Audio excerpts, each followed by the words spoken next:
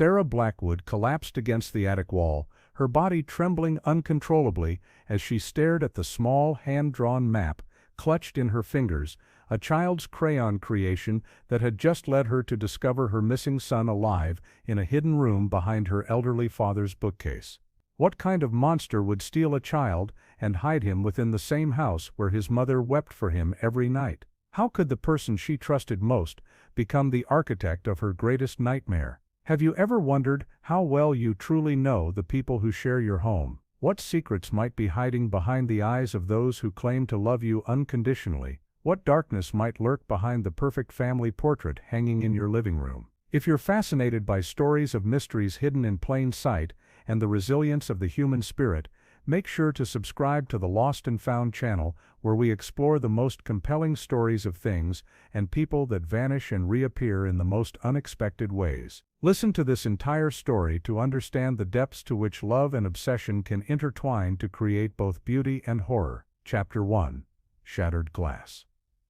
The first crack appeared in Sarah Blackwood's perfect life on an unseasonably warm Tuesday in October. Later, she would look back and understand that the foundation had been crumbling for years, hairline fractures spreading beneath the surface of her carefully constructed world. But that Tuesday, the day her 6-year-old son Oliver failed to return from playing in the backyard, was when everything finally shattered. Sarah stood at the kitchen sink, her hands submerged in soapy water as she gazed through the window at the sprawling oak tree that dominated the backyard of their Connecticut colonial. The afternoon sun filtered through its branches, casting dappled shadows across the manicured lawn. Oliver had been building a fort beneath the tree, his small hands stacking fallen branches against the trunk, with the serious concentration only a child can muster. 5 more minutes, Ollie, she had called through the open window just moments earlier. Dad will be home soon, and we're having your favorite spaghetti and meatballs. He had looked up at her, his blue eyes, so like her father's, squinting against the sunlight, and nodded before returning to his fort with renewed determination. Sarah smiled, thinking how much her father adored his only grandson. Since moving in with them after her mother's death 3 years ago, Richard Jenkins had become Oliver's constant companion, the two of them thick as thieves. Sarah dried her hands on a dish towel and glanced at the clock, 5:40 p.m. David would be home from the hospital by 6, his surgical residency finally entering its less demanding final year. She reached for the pasta, mentally calculating how long it would take for the water to boil. At 5:45, she called Oliver again. The backyard remained silent. Oliver, Sarah moved to the back door, peering out at the now empty space beneath the oak. The half-constructed fort stood abandoned, twigs scattered, as if their architect had been called away mid-creation. Ollie, dinner's almost ready. A cool breeze stirred the fallen leaves, but no small voice answered. Sarah stepped onto the back porch, her eyes scanning the yard, past the swing set her father had installed last summer, past the flower beds now dormant for the coming winter, to the white picket fence that enclosed their property. The gate stood securely latched, just as it always was. Oliver Montgomery Blackwood, this isn't funny. Her voice carried an edge of irritation masking the first tendrils of worry curling in her stomach. Oliver knew the rules. He wasn't allowed to leave the yard without permission, wasn't supposed to go into the front yard alone. He was typically an obedient child, serious beyond his years. Sarah circled the house, checking his usual hiding spots, the garden shed, the space beneath the back porch, the rhododendron bushes that lined the driveway. With each empty location, her heartbeat quickened, her casual walk accelerating to a jog. By the time she'd completed her circuit of the property, Sarah was running, her voice rising with panic as she called her son's name. She burst through the front door, hoping against hope that Oliver had simply come inside without her noticing. "Dad, is Oliver with you?" She called up the stairs. Her father appeared at the top landing, his tall frame stooped with age, but his eyes still sharp beneath bushy white eyebrows. "I haven't seen him since lunch," Richard replied, concern immediately etching deeper lines into his weathered face. "Is everything all right? I can't find him," Sarah managed, her voice cracking. "He was in the backyard building a fort, and now he's gone." Richard descended the stairs with surprising agility for a man of 73. "Did you check the tree house?" "There's no tree house, Dad. You're thinking of our old house in Vermont." Sarah's hands trembled as she reached for her phone. "I need to call David," and the police. Oh God, I only looked away for 20 minutes. Richard placed a steadying hand on her shoulder. Let's not panic yet. I'll check the basement and the garage. You look upstairs. Sometimes that boy gets so wrapped up in his imagination, he doesn't hear a thing. Sarah nodded, clinging to this reasonable explanation as she took the stairs 2 at a time. She moved from room to room with increasing desperation. Oliver's bedroom with its dinosaur bedspread and meticulously arranged collection of rocks, the bathroom with the plastic step stool he used to reach the sink, the guest room where David's parents stayed during their infrequent visits from California. Each empty space amplified her fear until she found herself standing in the doorway of her father's room, breathing heavily. The bedroom was immaculate as always. Her father had maintained military precision in his personal habits since his Navy days. The bed was crisply made, books arranged alphabetically on the nightstand, reading glasses folded neatly beside them. On impulse, Sarah checked under the bed and in the closet, though she knew Oliver had no reason to hide there. Finding nothing, she paused at the small door that led to the attic stairs. Her father used the finished attic space as a study, its sloped ceilings and dormer windows, creating a cozy retreat where he read and sometimes wrote letters to old friends. "Ollie?" she called, pushing open the door. "Are you up here, sweetheart?" The attic was cool and quiet, dust motes dancing in the late afternoon sunlight that streamed through the windows. Sarah surveyed the familiar space, the antique desk beneath the east window, the walls lined with bookshelves, the comfortable armchair where her father often dozed with a book open on his lap. Oliver wasn't there.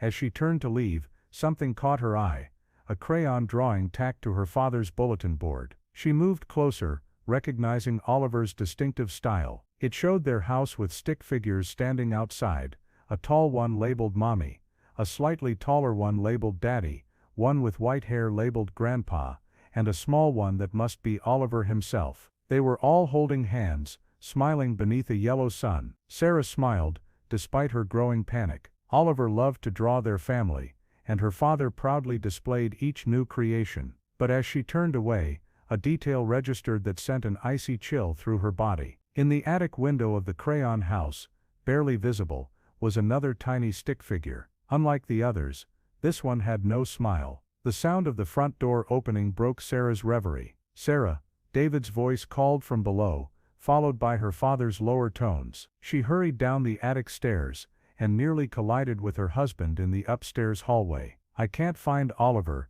she blurted, collapsing against his chest. David's arms automatically encircled her, but his body remained tense. "Dad already told me," he said, his doctor's voice taking over, calm, authoritative. "I've called the police. They're on their way. When did you last see him?" Sarah explained in halting sentences, her eyes darting past David to where her father stood at the top of the stairs, his face ashen. "He couldn't have gone far," David said, brushing Sarah's hair from her tear-stained face. "Kids this age wander off all the time. We'll find him." But they didn't. The hours that followed took on the quality of a nightmare, police officers tramping through the house and yard, neighbors organizing search parties, Sarah's trembling hands holding a school photograph of Oliver as an officer asked questions she could barely comprehend. Had Oliver seemed upset about anything recently? Had there been any strange vehicles in the neighborhood? Any custody disputes or family conflicts? Sarah shook her head numbly to each question.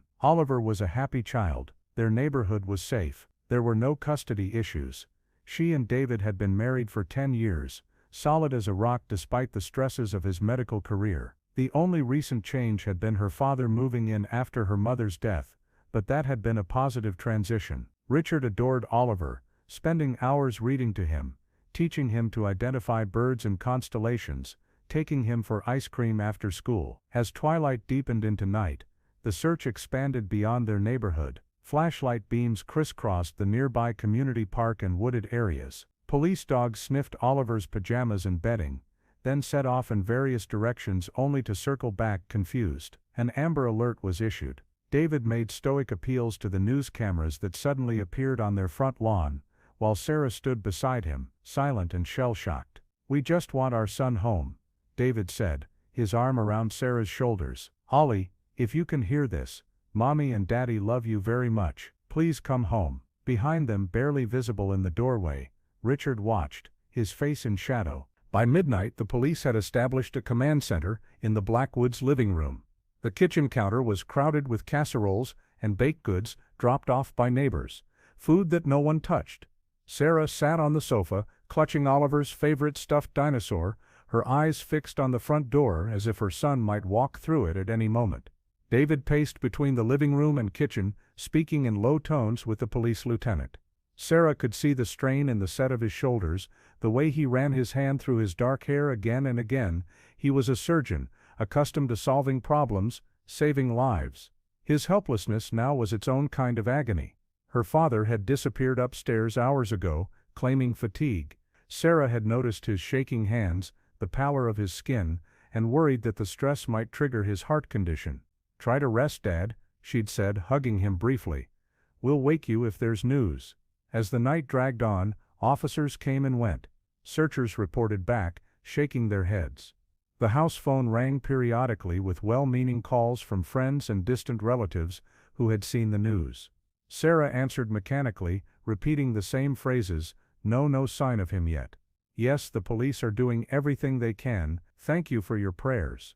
At 3:17 a.m., when the house had grown quiet save for the murmur of the few remaining officers, Sarah slipped away from David's protective arm and climbed the stairs. She moved silently past her father's closed door and into Oliver's room. The dinosaur nightlight cast a soft green glow over the empty bed. Sarah sank to her knees beside it, burying her face in Oliver's pillow, inhaling the scent of baby shampoo and the indefinable sweetness that was uniquely her son's.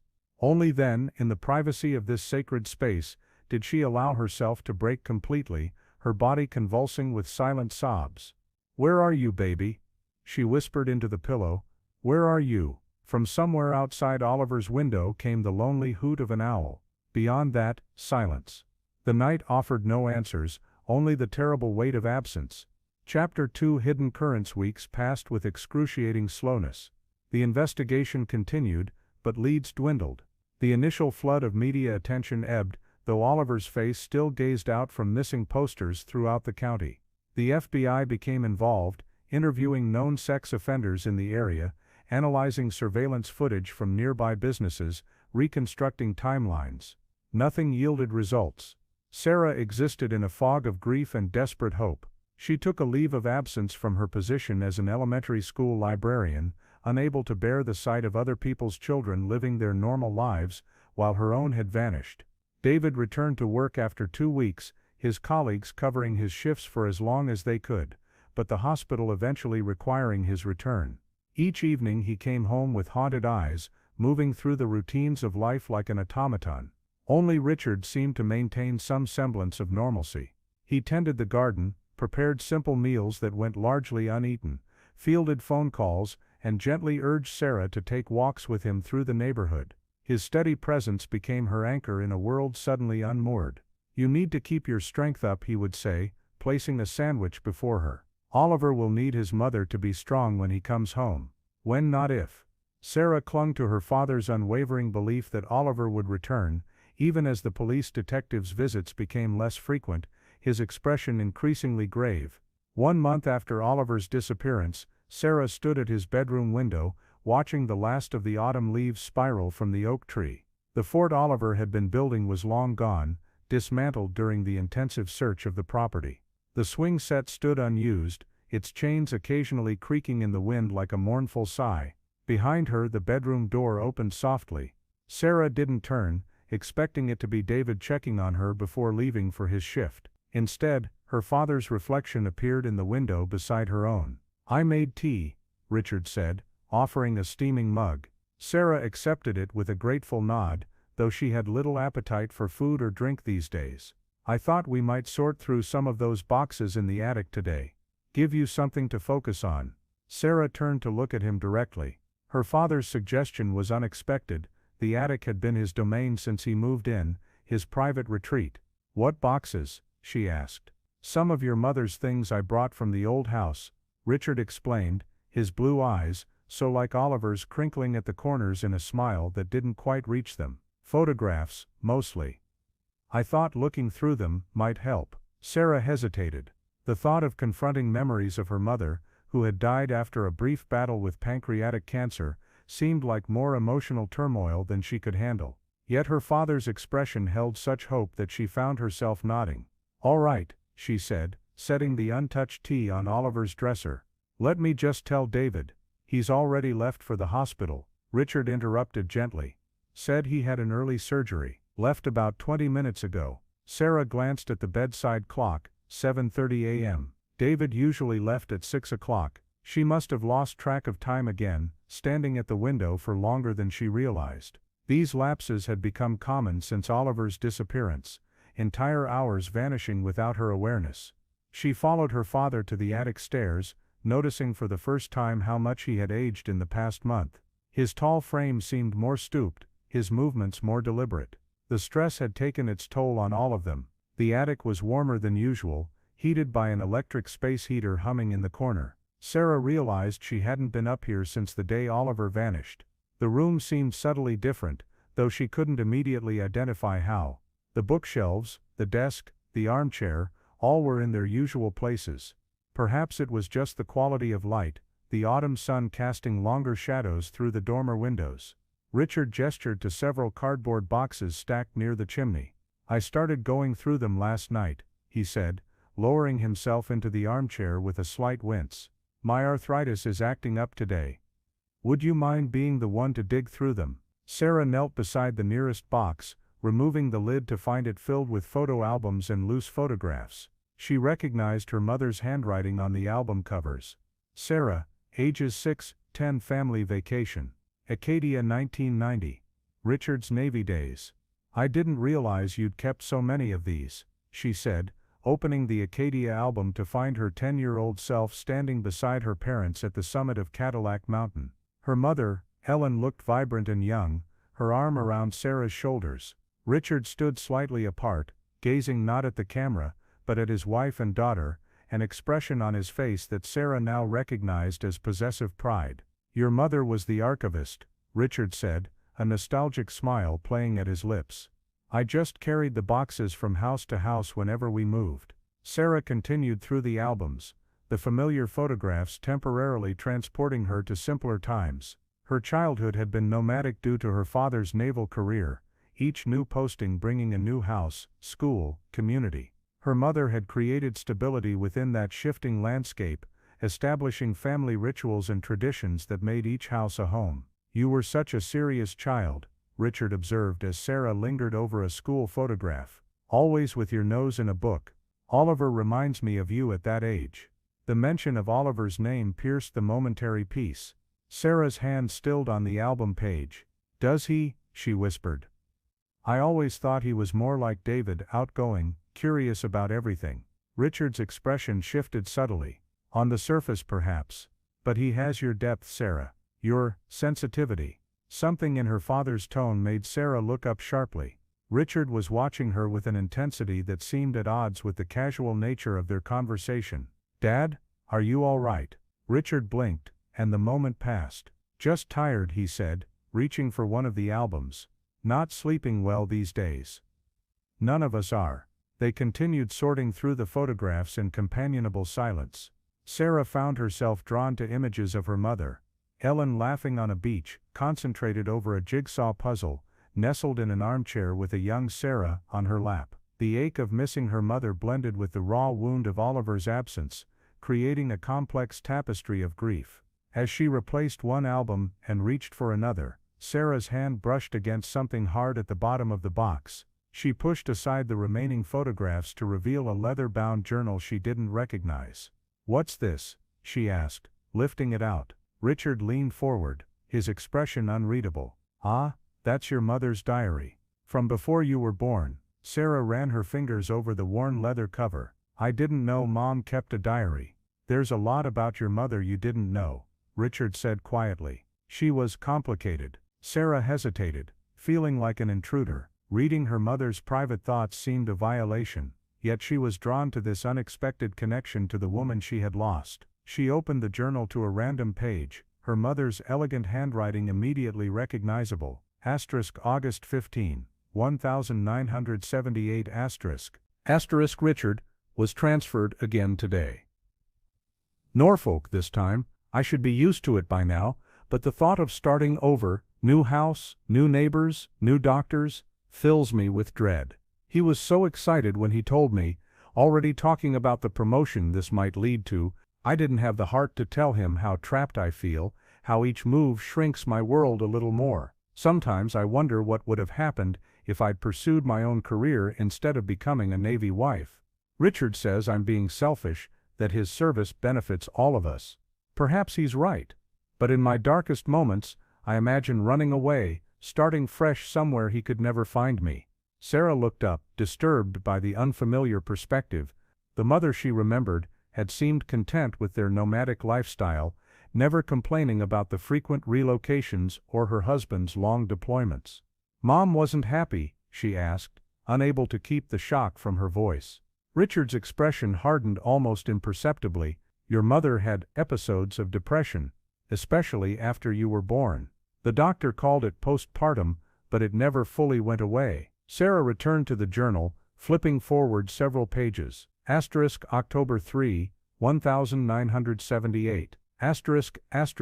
The new house is a prison. Richard has forbidden me from making friends with the neighbors after what happened in San Diego. He checks the mileage on the car when he comes home, questions me about every phone call. Yesterday he flew into a rage because I was 10 minutes late returning from the grocery store. When I tried to explain about the long checkout lines, he accused me of meeting someone. His jealousy is suffocating. I told him I wanted to see a therapist, and he said therapy was for the weak-minded, that I should be grateful for everything he provides. When I mentioned separation, he told me he would never let me take Sarah away from him. You're mine, he said, both of you. I've never been so frightened. Sarah felt a chill that had nothing to do with the attic's temperature. This portrait of her father was unrecognizable, a controlling, jealous man, nothing like the gentle father she remembered. She looked up to find Richard watching her intently, something unspoken shifting in the air between them. Dad, what is this? Mom sounds terrified of you. Richard's face darkened. Your mother was prone to exaggeration. She had emotional problems. The doctors wanted to medicate her, but she refused. What doctors? Mom never saw a psychiatrist that I know of. There's a lot you don't know, Sarah. Richard's voice had taken on an edge she had never heard before. Your mother could be difficult, unstable. I protected you from the worst of it. Sarah closed the journal, suddenly uncomfortable. The cozy attic felt oppressive, the walls closer than they had been moments before. Richard's familiar face seemed altered somehow, as if a mask had slipped to reveal something underneath that she had never been meant to see. I should check if David called, she said, rising to her feet. I left my phone downstairs. Richard made no move to stop her, though his eyes followed her to the attic door. We'll continue another time, he said mildly. But something in his tone raised the hair on the back of Sarah's neck. Downstairs, Sarah found her phone where she had left it on the kitchen counter. No missed calls from David, but there was a text from Detective Rivera asking if he could stop by that afternoon. Routine follow-up, he said. Sarah texted back her agreement, then stood in the silent kitchen, her mother's words echoing in her mind. His jealousy is suffocating. I've never been so frightened. Sarah had always believed she'd had an idyllic childhood, her father the steady center of their family, her mother the warm, creative spirit who made each house a home. Now that narrative was cracking, revealing darker currents beneath the surface of her memories. She thought of Oliver, of how her father had stepped seamlessly into the role of doting grandfather after moving in with them. Richard had been Oliver's champion from the beginning, defending the boy when David grew impatient with his quieter nature, taking his side in minor disputes. Sarah had been grateful for this bond, seeing it as healing for her father after her mother's death. But now, with her mother's words fresh in her mind, Sarah wondered if there was something possessive in her father's devotion to Oliver, something that mirrored his relationship with Ellen. The thought made her uncomfortable, raising questions she wasn't sure she wanted answered. Sarah glanced at the clock, 10:45 a.m. Detective Rivera wouldn't arrive until after lunch. She decided to use the time to call David, needing the reassurance of his voice, the grounding effect of his practical nature. The call went to voicemail. Sarah left a brief message, asking him to call her back when he had a moment, careful to keep her voice casual. There was no need to worry David with vague suspicions based on decades-old diary entries. Her father had been under tremendous strain since Oliver's disappearance. It wasn't fair to judge him based on her mother's possibly exaggerated accounts. Yet as Sarah moved through the quiet house, she found herself noticing details she had overlooked before. The way her father's bookshelves contained no photographs of Ellen after Sarah's birth. The fact that Oliver's drawings were displayed only in the attic, never in Richard's bedroom, or the common areas of the house. The locked cabinet in her father's room that she had always assumed contained financial documents, small discordant notes in an otherwise harmonious composition, or perhaps simply the paranoid observations of a grieving mother, desperate to make sense of her son's disappearance. Sarah was emptying the dishwasher when she heard the front door open, followed by her father's voice in conversation with another man. Confused, Richard had been in the attic when she came downstairs. Sarah moved to the hallway to find Detective Rivera removing his coat in the foyer. Her father must have heard the detective's car in the driveway and come down the back stairs to let him in. "Miss Blackwood," Rivera nodded, his weathered face grave but kind. "Thank you for making time for me today." "Of course," Sarah said, leading him into the living room, while Richard excused himself to make coffee. "Is there news about Oliver?" Rivera sat on the edge of the armchair, his posture suggesting this was not a purely social call. "Not exactly," he said, choosing his words carefully, "but we have received some concerning information that I wanted to discuss with you directly." Sarah sank onto the sofa, steeling herself. "What kind of information?" Rivera glanced toward the kitchen, where the sounds of coffee preparation could be heard. "It's about your father, Mrs. Blackwood." Sarah's heart seemed to stutter in her chest. "My father, what about him?" "We've been conducting background checks on everyone in Oliver's life, standard procedure in cases like this," Rivera explained, his voice low. "Your father's military record came back with some irregularities." Sarah repeated numbly. "Yes, according to official Navy records, Commander Richard Jenkins was honorably discharged in 1995, following a psychiatric evaluation. There were incidents during his final posting in Norfolk, complaints from subordinates about erratic behavior, paranoid accusations, threats." Sarah thought of her mother's diary entry from Norfolk, the fear evident in her words. "That can't be right," she said, though without conviction. "Dad served until his retirement, in 2000. He received commendations." Rivera shook his head. "I'm afraid not, Mrs. Blackwood. After his discharge, your father was treated for several years at Eastern State Hospital in Virginia. He was diagnosed with delusional disorder, with paranoid features." The room seemed to tilt around Sarah. "A psychiatric hospital? No, that's impossible. He was with us, with Mom and me. I would remember if he'd been gone for years. According to the records we've obtained,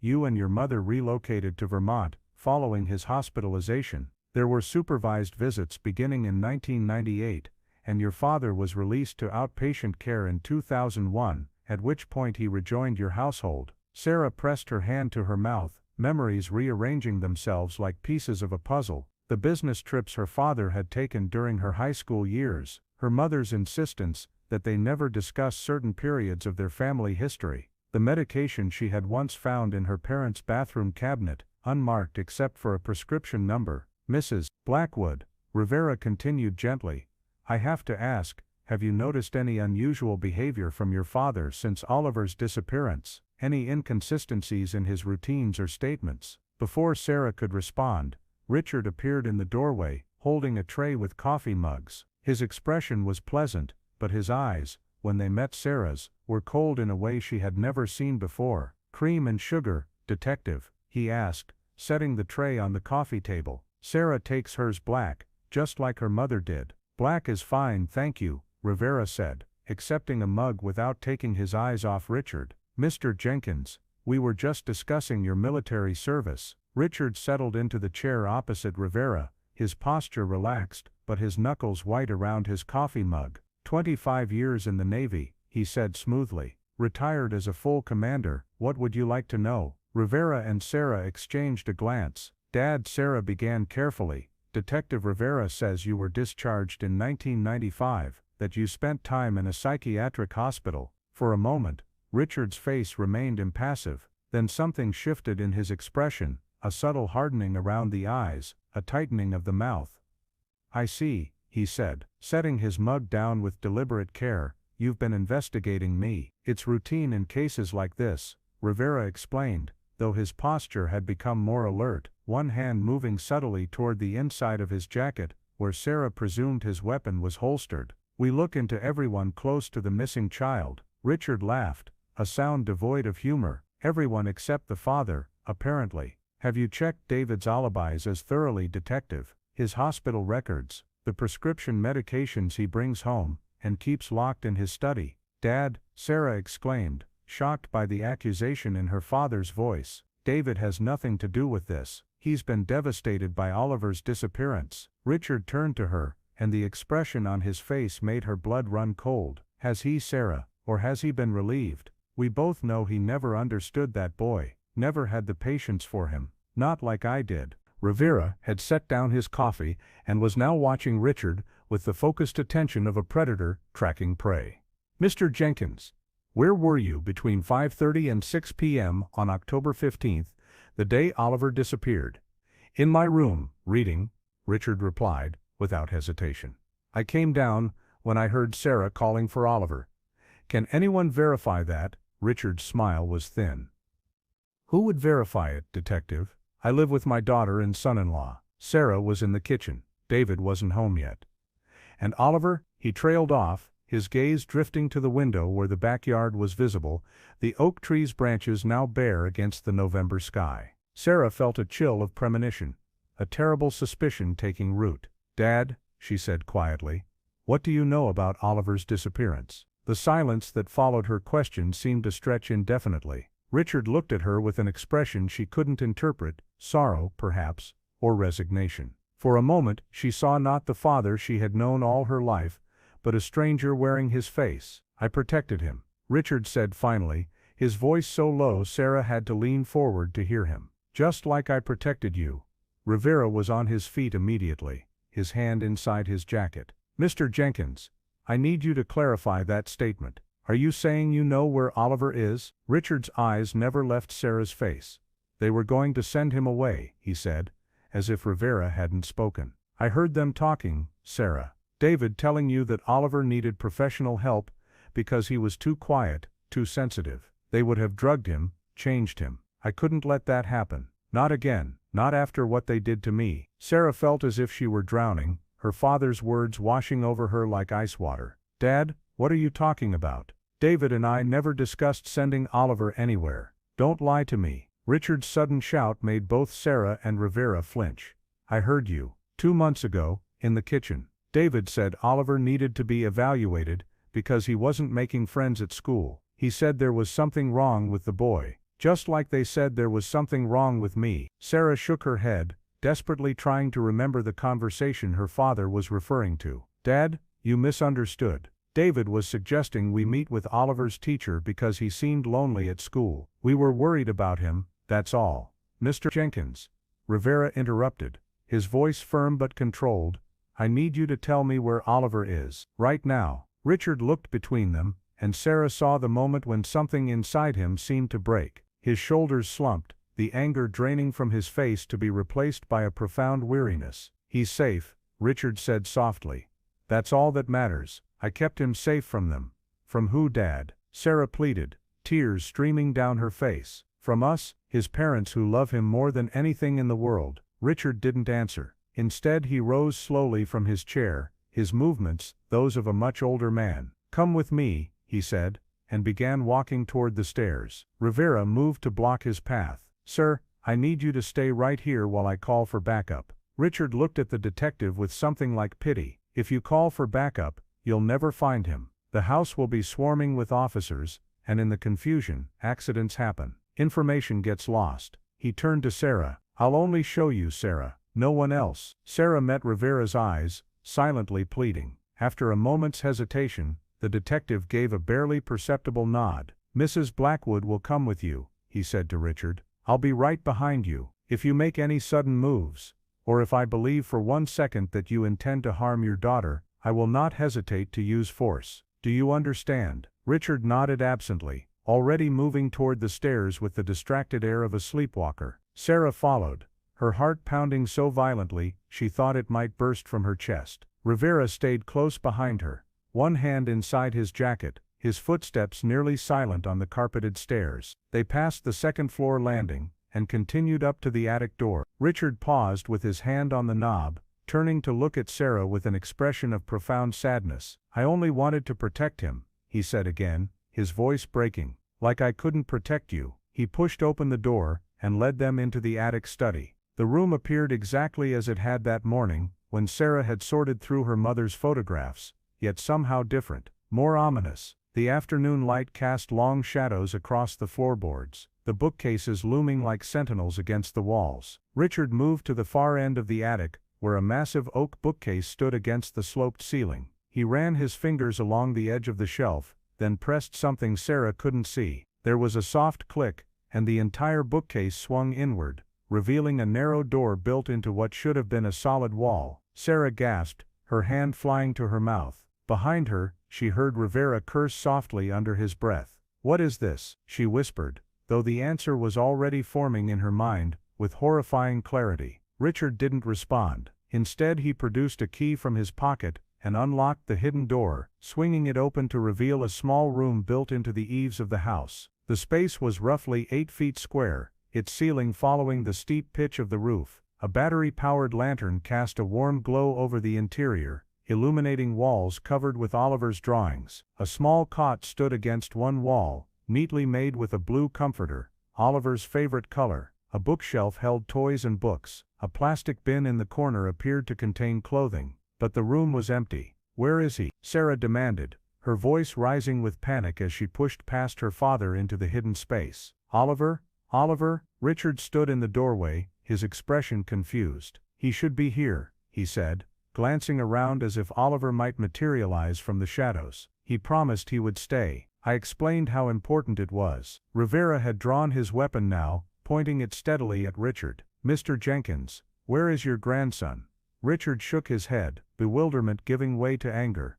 "He must be hiding." "Oliver," he bellowed, startling both Sarah and Rivera, with the force of his voice. "Come out this instant. You're frightening your mother." Sarah examined the small room with growing horror, noting the details that indicated long-term habitation. A calendar on the wall with X's marked through each day, 61 of them, exactly matching the days since Oliver's disappearance. A small basin and pitcher for washing, a stack of comics and a collection of colored pencils, neatly arranged on a child-sized desk. A plate with the remains of a sandwich and apple slices, the bread only just beginning to stale. "He was here," she whispered, picking up Oliver's favorite dinosaur book from the cot. "Recently." Rivera kept his weapon trained on Richard while scanning the room. "Is there another exit, a way he could have gotten out without coming through the attic?" Richard's face had gone ashen. "No," he said, his voice suddenly small. "Just this door. I always locked it when I left, for his protection." Sarah felt rage rising within her, threatening to choke her. "His protection? You kidnapped him, your own grandson. You kept him prisoner while we searched for him, while we suffered." "I saved him," Richard roared, spittle flying from his lips. "They were going to take him away, change him, drug him into submission just like they did to me. Do you have any idea what they do to sensitive souls in those places? The medication, the therapy that tears away everything that makes you yourself. I couldn't let that happen to Oliver, not when I could protect him." Rivera moved closer, his weapon unwavering. "Sir, I need you to step back out of the doorway, and lie face down on the floor with your hands behind your head." Richard ignored him, his attention fixed solely on Sarah. "He was happy here, Sarah. I brought him books, toys, everything he needed. I told him stories. I taught him about the stars." His voice broke. He understood why it was necessary. "He's a special boy, gifted, like I was." "Dad," Sarah said, forcing her voice to remain calm despite the hurricane of emotions inside her. "Where is Oliver now? Please, if you love him, tell me where he is." Something in Richard's expression shifted, a fleeting moment of lucidity breaking through the delusion.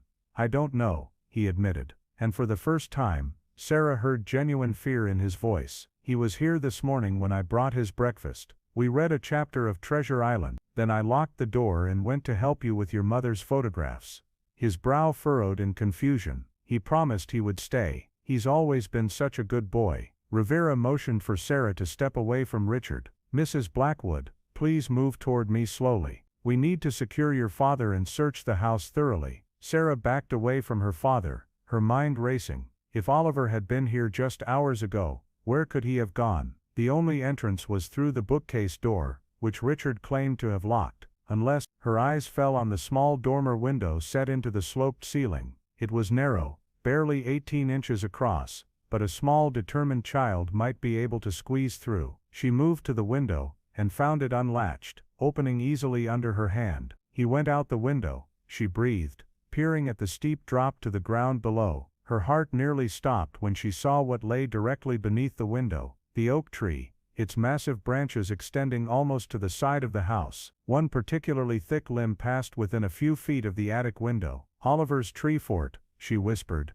understanding dawning with terrible clarity. He wasn't building a fort under the tree that day. He was practicing climbing it, figuring out how to reach his bedroom window. She turned to her father, horror and rage rendering her nearly speechless. You've been keeping him prisoner in our own house for 2 months, and you convinced him the only way out was through that window and down the tree. Richard's face crumpled. No, he moaned, dropping to his knees. No, no, no, he wouldn't leave. He understood the danger. Rivera had holstered his weapon and was speaking rapidly into his radio, calling for backup and a search team. When he finished, he pulled a pair of handcuffs from his belt and approached Richard, who offered no resistance as the detective secured his wrists behind his back. Mr. Jenkins, you're under arrest for the kidnapping of Oliver Blackwood, Rivera began, reciting the Miranda rights in a grim professional tone. But Sarah was no longer listening. She was already moving toward the attic stairs, taking them 2 at a time in her desperation to reach the backyard. Oliver was out there somewhere, alone and possibly injured from his escape attempt. The sun was setting, the November air growing colder by the minute. Oliver, she called, as she burst through the back door onto the porch. Oliver, it's Mom. You can come out now. You're safe. The yard remained silent, the oak tree's bare branches stark against the darkening sky. Sarah ran to the tree, searching for any sign that Oliver had climbed down it. Scuff marks on the bark, broken twigs, a torn piece of clothing. She found nothing. Rivera emerged from the house behind her, his radio crackling with voices. Officers are on their way, he told her. We'll have search teams here within 20 minutes. If Oliver escaped today, he can't have gone far. Unless someone took him, Sarah said, giving voice to the fear that had been building since they discovered the empty room. What if he climbed down the tree and someone saw him? A child alone, confused, possibly looking lost. Rivera's expression darkened. We'll check if any neighbors saw anything unusual today. In the meantime, I need you to think, if Oliver got out and was trying to find help, where would he go? Is there somewhere he would consider safe? Sarah closed her eyes, trying to put herself in her 6-year-old son's mind. After 2 months of captivity, convinced by his grandfather that the outside world was dangerous, where would Oliver seek shelter? Mrs. Keller, she said suddenly, her eyes flying open. Our neighbor 3 houses down. She used to babysit Oliver before Dad moved in. He adored her. She always had cookies and let him play with her cat. Address? Rivera asked, already moving toward his car. 462 Maple Street, White House with blue shutters and a wheelchair ramp. Rivera nodded. Stay here in case he returns. I'll have an officer with you in 5 minutes. He jogged to his vehicle and sped away, leaving Sarah standing alone in the gathering darkness, her arms wrapped around herself for warmth. Please be safe, she whispered into the night air. Please come back to me. Chapter 3 Fractured Reflections. The hours that followed passed in a blur of flashing lights, urgent voices, and devastating revelations. Police officers swarmed the Blackwood home, documenting the hidden room, collecting evidence, securing Richard in a squad car for transport to the station. Neighbors gathered on the street, their faces shocked as word spread that Oliver's own grandfather had been behind his disappearance. Sarah remained on the back porch, unable to leave in case Oliver returned on his own, unable to participate in the search teams that fanned out through the neighborhood, calling her son's name. Detective Rivera had called from Mrs. Keller's house. Oliver wasn't there, and the elderly woman hadn't seen him. Each negative report from the search teams drove the knife of fear deeper into Sarah's heart. David arrived home to chaos, his face ashen as officers explained the situation. He found Sarah on the porch, wrapping his arms around her without a word. They stood together in the cold, their breath forming white clouds in the night air, united in their desperate hope and terrible fear. "How could we not have known?" David whispered against her hair. "How could he have hidden Oliver in our own house for 2 months?" Sarah had no answer. The same question had been circling in her mind since the discovery of the hidden room. How had she failed to hear her son's footsteps overhead, his voice, his laughter? Had Richard drugged Oliver to keep him quiet during the day? Had the soundproofing in the old house been more effective than she realized? Or had she been so consumed by grief that she'd been blind to the clues right in front of her? As midnight approached, with still no sign of Oliver, Rivera returned to the Blackwood house. His expression as he approached Sarah and David on the porch told them he had news, and it wasn't good. "We found a witness," he said without preamble. Mrs. Donovan at 457 Maple was walking her dog around noon today. She saw a small boy, matching Oliver's description, getting into a car with a woman. Sarah felt her knees buckle. David's arm around her waist was all that kept her upright. "A woman?" she repeated. "Did Mrs. Donovan recognize her?" Rivera shook his head. "She didn't get a good look at the woman's face. Said the boy seemed to know her, went willingly. Didn't appear distressed." He hesitated, then added, "Your father has been in custody since 3 this afternoon. If the woman took Oliver at noon, he couldn't have been involved." "But who would take him?" David asked, his voice hoarse with strain. "And why would Oliver go willingly with a stranger after everything he's been through?" "Maybe not a stranger," Sarah said slowly. "A terrible suspicion forming. Dad said he told Oliver stories. What if he told him about my mother? Showed him photographs?" "Mrs. Blackwood," Rivera said carefully, "your mother passed away 3 years ago. Oliver would know that." "Not my mother," Sarah clarified. "Oliver's grandmother." "But what if—" She couldn't finish the thought, the implications too painful to voice. David understood immediately. What if Richard convinced Oliver that his grandmother was still alive, that she would come for him someday? Rivera's expression grew grim. "We're pulling traffic camera footage from the area. If we can get a plate number or a clear image of the woman, we'll have more to go on." He checked his watch.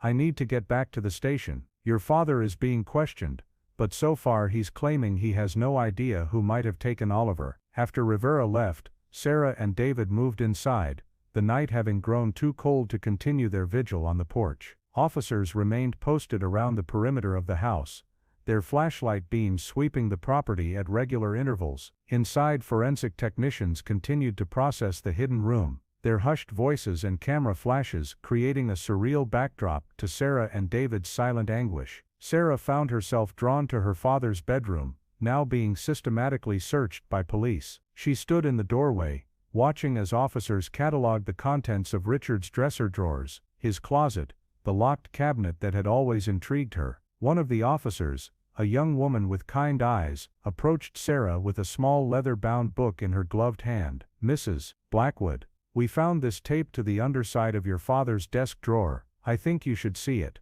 Sarah accepted the book with trembling hands. It was a journal similar to her mother's, but newer, the leather still stiff and uncreased. She opened it to the first page and recognized her father's precise handwriting immediately. October 15, 2023.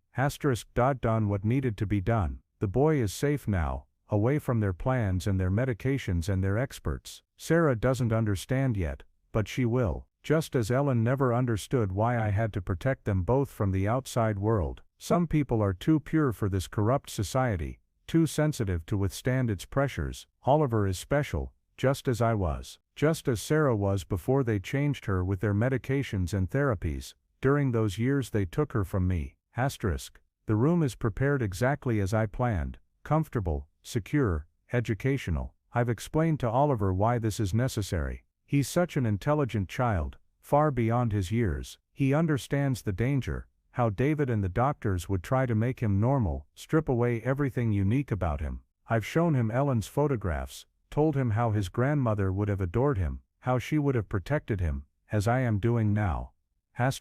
When Sarah is ready to understand, when she remembers who she truly is beneath the layers of conformity they forced upon her, I will reveal everything. We will be a family again, Sarah, Oliver and I, as it should have been with Ellen, before she betrayed us. Sarah felt the floor tilt beneath her feet. The journal slipped from her fingers as she backed away, bumping into David, who had come to stand behind her. "Sarah," he asked, his voice laced with concern. "What is it?" She couldn't speak, couldn't find words to describe the horror of her father's delusions. Instead, she pointed at the fallen journal, watching as David retrieved it, and began to read. His face paled with each line, the muscles in his jaw tightening until she thought they might snap. "Jesus Christ," he whispered, looking up at her with shocked eyes. "Sarah, did you have any idea he was this far gone?" She shook her head numbly. "He always seemed so normal, loving. The perfect father, the perfect grandfather." Her voice caught on a sob.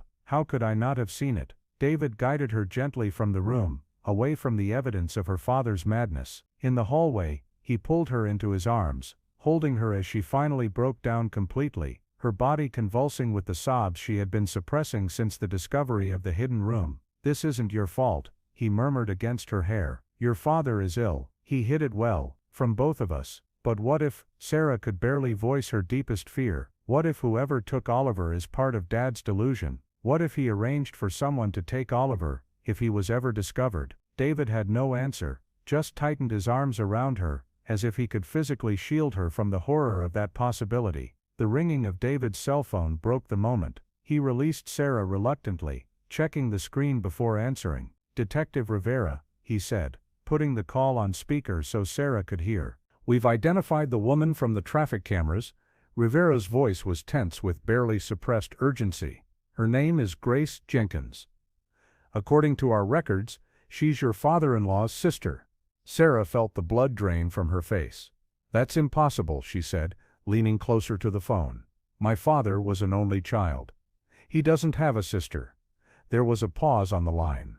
Blackwood, according to Navy records and subsequent psychiatric evaluations, Richard Jenkins had an older sister, Grace, who was his emergency contact during his hospitalizations. She visited him regularly at Eastern State from 1995 to 2001. "I never met her," Sarah insisted, though doubt was beginning to creep in. How much of her childhood had been constructed from her father's lies?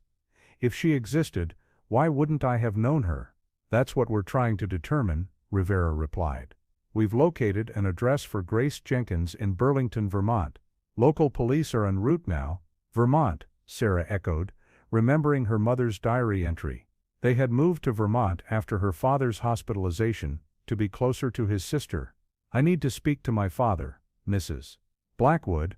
"I don't think that's—" "Detective," David interrupted, his voice firm. "If Richard arranged for his sister to take Oliver, Sarah might be the only one who can convince him to tell us where they've gone. Time is critical here." A heavy sigh came through the speaker. "I'll arrange it, but I can't let you be alone with him, for your own safety." "Understood," David said. "We're on our way to the station now." As they drove through the deserted streets, Sarah stared out the window at the familiar neighborhood, transformed by darkness and fear. Every certainty she had held about her life, her childhood, her father, all of it was crumbling like sand beneath an incoming tide. If her father had hidden the existence of his sister from her entire life, what else had he concealed? And more urgently, what had he told Oliver about this mysterious aunt who had suddenly appeared to take him away? The police station was ablaze with light, officers moving with purpose through the hallways, as David and Sarah were escorted to an interrogation room. Through the window, Sarah could see her father seated at a metal table, his hands cuffed in front of him. He looked diminished somehow, his tall frame hunched, his white hair disheveled. "Remember," Rivera cautioned as they prepared to enter, "your father is deeply delusional. He may not make sense, he may try to manipulate you. Stay focused on getting information about Oliver and his sister's possible destination." Sarah nodded,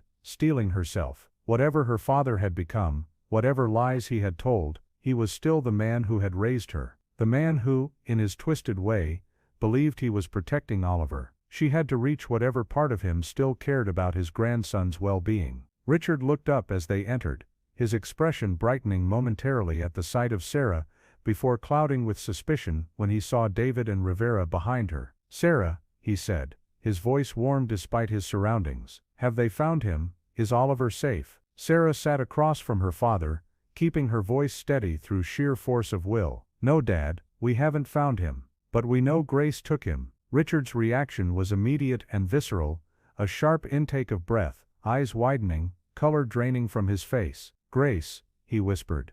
The single syllable laden with a complex mixture of emotions Sarah couldn't untangle. "She came. You arranged for her to take Oliver if you were caught," Sarah stated rather than asked, watching her father's face closely. "Where would she take him, Dad? Where would she think was safe?" Richard's gaze drifted past Sarah to some middle distance, his expression softening into something like nostalgia. "Home," he said simply. "She would take him home." "Vermont?" Sarah pressed. "The house in Burlington." Richard focused on her again, a flash of surprise crossing his features. "You remember Burlington? You were so young when we left." "I don't remember it, Dad. The police found Grace's address there." Richard shook his head, a small smile playing at his lips. "That's not home, Sarah. That's just where she receives mail. Home is where we were safe, where you were happy before they took you away and changed you." Sarah felt a chill run through her. "Before who took me away?" "The doctors. Your mother." Richard's face hardened. "Ellen never understood what was best for you. She thought you needed to be socialized, needed friends and normal experiences. She didn't see how special you were, how the world would only corrupt you." His eyes filled with tears. "And then she convinced them to take me away too. Said I was dangerous. Said I needed help." Sarah leaned forward, fighting to keep her expression neutral, despite the horror churning inside her. "Dad, I need you to focus. Oliver is out there with a woman he doesn't really know. He must be scared. Please, tell me where Grace would take him." Something in her plea seemed to reach Richard. His expression cleared, the fog of delusion temporarily lifting. "The cabin," he said quietly, "at Lake Champlain. Our grandparents' old place. Grace kept it after they died." Sarah glanced at Rivera, who was already making notes. "I never knew about a cabin," she said, turning back to her father. "Why wouldn't you have told me about it?" Richard's face crumpled suddenly, tears spilling down his cheeks. "Because that's where they took you from me," he whispered. "That summer when you were 8, when Ellen finally convinced me to seek help, the doctors came, and they took me away to that place." His hands, despite the restraints, reached across the table toward Sarah. "I tried to protect you, but they were too strong. When I came back, you were different, distant. They'd changed you with their medications and their therapy." Sarah felt as if she were falling, memories she had long suppressed bubbling to the surface. A cabin by a lake, her father's increasingly erratic behavior, strangers arriving one night, speaking in hushed voices to her mother, her father shouting, struggling as they led him away, the relief on her mother's face afterward. "I remember," she said softly, the words emerging before she could stop them. "You thought there were people watching us. You boarded up the windows. You wouldn't let Mom and me leave the cabin for days." Richard's eyes lit with a terrible hope. "Yes, you do remember. They were watching us, Sarah, the same people who want to take Oliver now, to make him normal, to strip away everything special about him." Sarah pulled back, the moment of connection shattered by her father's descent back into paranoia. She looked at David, then Rivera, both men watching the exchange with expressions of grim understanding. "We'll find the cabin," Rivera said, standing to indicate the interview was over. "Vermont authorities are already searching for Grace's vehicle." As they prepared to leave, Richard called out, his voice suddenly clear and rational. "Sarah, when you find him, when you find Oliver, he'll be afraid, confused. I told him." He swallowed hard. "I told him you and David were sick, that you couldn't care for him because of your illness, that he had to stay hidden to protect you." Sarah turned back, fury and heartbreak warring within her. "Why? Why would you tell him such a terrible lie?" "Because it was the only way he would stay," Richard answered simply. "He loves you too much. He would have tried to reach you otherwise." A single tear traced down his weathered cheek. "I'm sorry, Sarah. I thought I was protecting him, like I couldn't protect you." As they left the station, Sarah felt hollowed out, scraped raw by her father's revelations. The father she had known and loved her entire life had never truly existed. In his place was a deeply disturbed man, who had built an elaborate fantasy world, casting himself as the protector against imagined threats. "We need to get to Vermont," she said to David, as they climbed into their car. "Now tonight." David nodded, starting the engine. "I'll call the hospital, let them know I won't be in tomorrow." He reached for her hand across the console, squeezing it gently. "We'll find him, Sarah. We'll bring him home." As they drove through the night toward Vermont, Following a police escort with lights flashing but sirens silent, Sarah gazed out at the darkness rushing past. Somewhere ahead was the cabin she had forgotten, the place where her father's illness had finally revealed itself, the location that might now hold her son. She closed her eyes, sending a silent promise into the void. Dad reteras and I'm coming. Oliver, hold on, Mom's coming. Chapter 4 Ripples from the past. Dawn was breaking over Lake Champlain as the convoy of police vehicles turned onto a narrow dirt road, winding through dense pine forest. Sarah sat rigid in the passenger seat of David's car, her eyes fixed on the unmarked police cruiser ahead, her mind racing with possibilities, each more terrifying than the last. After 6 hours of driving through the night, they had reached the coordinates Rivera had obtained for the lakeside cabin. Vermont State Police had established a perimeter a mile out, stopping all traffic in the area. A helicopter circled overhead, its distant thrum a counterpoint to the pounding of Sarah's heart. We're almost there, David said, his voice hoarse with exhaustion. He hadn't complained once during the journey, had matched her desperate urgency with steady resolve. Whatever happens, we face it together. Sarah nodded, unable to trust her voice. The events of the past 24 hours had shattered her world so completely that she felt as if she were moving through a nightmare, dreamlike and surreal. Only the prospect of finding Oliver kept her from collapsing entirely. The dirt road narrowed further, tall pines giving way to a small clearing where a rustic cabin stood silhouetted against the gray morning light. Sarah's breath caught in her throat as forgotten memories surfaced, running through those same trees as a child, swimming in the lake visible just beyond the cabin, her father's booming laugh as he tossed her high into the air and caught her again. Before those other memories, the boarded windows, her mother's tears, the strangers who took her father away in the night. Police vehicles formed a semicircle around the cabin's perimeter. Officers in tactical gear positioned themselves strategically, weapons drawn but lowered. A silver sedan was parked beside the cabin. Grace's car, Sarah presumed. Smoke rose from the cabin's chimney, confirmation that someone was inside. Rivera approached their car as David parked at the edge of the clearing. We have visual confirmation through the windows, he said without preamble. A woman matching Grace Jenkins' description, and a small boy we believe is Oliver. They appear to be having breakfast. Sarah moved to push past him, desperate to reach her son, but Rivera held up a restraining hand. Mrs. Blackwood, we need to proceed carefully. Your father's sister may be armed. She may be unstable like him. If she believes she's protecting Oliver, she might react unpredictably to police presence. She'll listen to me, Sarah insisted, though she had no basis for such confidence. She had never met this woman who was supposedly her aunt, had no memory of her existence before yesterday. I'm family. Rivera exchanged a glance with David, who nodded slightly. We'll try it your way, the detective conceded. You'll approach with 2 officers in plain clothes. David stays here as backup. If at any point the situation feels unsafe, you retreat immediately. Understood? Sarah agreed, though she knew with absolute certainty that nothing could make her leave that cabin without her son. She would die first. The approach to the cabin seemed to take an eternity, each step measured and deliberate. The morning air was crisp with early November chill, mist rising from the lake beyond. Sarah could see movement through the front window, a woman moving about the small kitchen area, a child seated at a table. Oliver, her son, alive and apparently unharmed. Her knees nearly buckled with relief. One of the plainclothes officers knocked firmly on the cabin door. Miss Jenkins, this is the police. We need you to open the door. Silence from within, then the rustle of movement.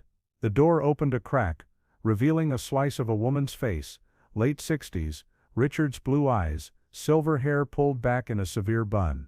Grace Jenkins? The officer asked.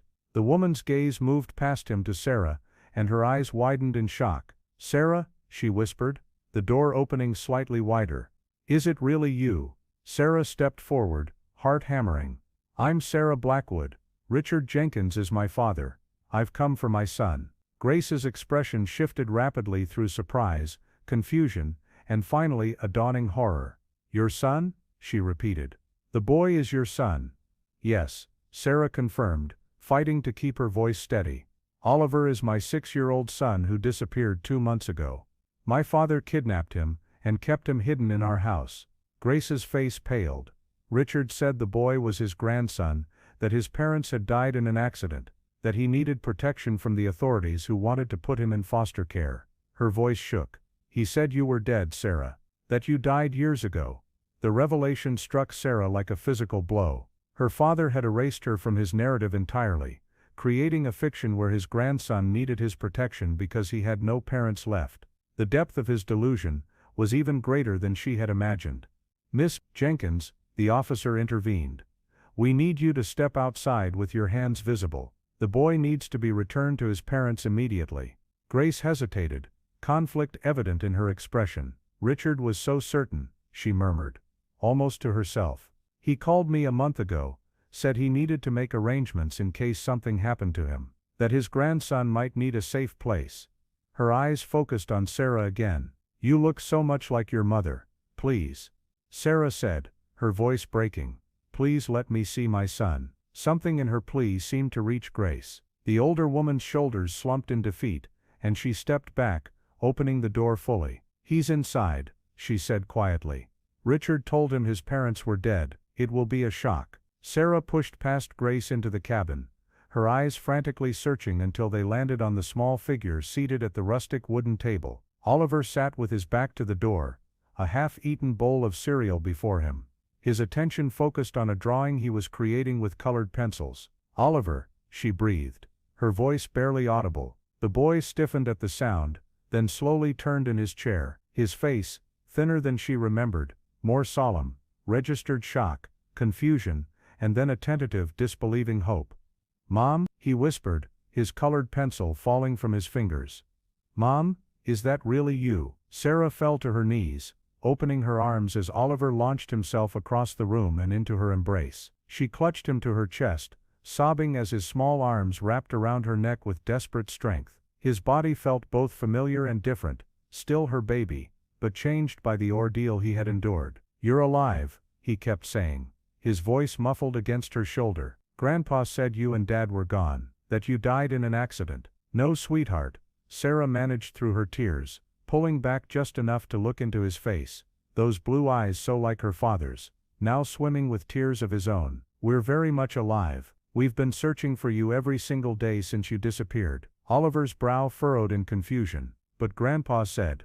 Grandpa was confused. Sarah interrupted gently, brushing the hair from his forehead. He's sick, Oliver. He has an illness that makes him believe things that aren't true. Is that why he kept me in the secret room? Oliver asked, his voice small and uncertain. He said it was to protect me from bad people who wanted to take me away. Sarah swallowed hard, choosing her words carefully. Yes, that's why. But there were no bad people, sweetheart. Just a lot of people who love you and wanted to find you. Oliver seemed to process this, his expression flickering through confusion, hurt, and finally a spark of anger. He lied to me, he said, his voice hardening. He told me stories about you and Dad, about how you got sick and died. He showed me pictures of your graves. Sarah felt ill at the thought of what her father had done to manipulate her son. I'm so sorry, Oliver. But we're here now. Dad is waiting outside. We've come to take you home. At the mention of David, Oliver's eyes widened. Dad's here too. He pulled away from Sarah, suddenly eager. Can I see him?